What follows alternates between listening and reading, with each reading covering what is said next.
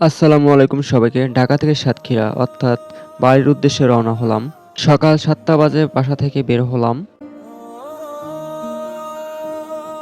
রিকশায় করে যেতে হবে বাইপেল। বাইপেল থেকে রিকশায় করে যেতে হবে নবীনগর বাস কাউন্টারে।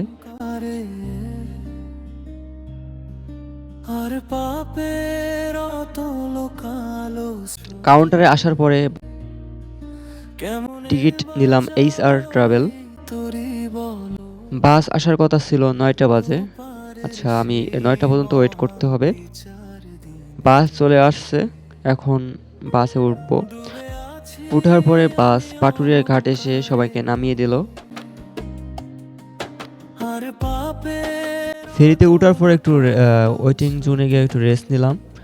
রেস্ট নেওয়ার পরে এখন হচ্ছে যে ফেরি পার হয়ে গেছে।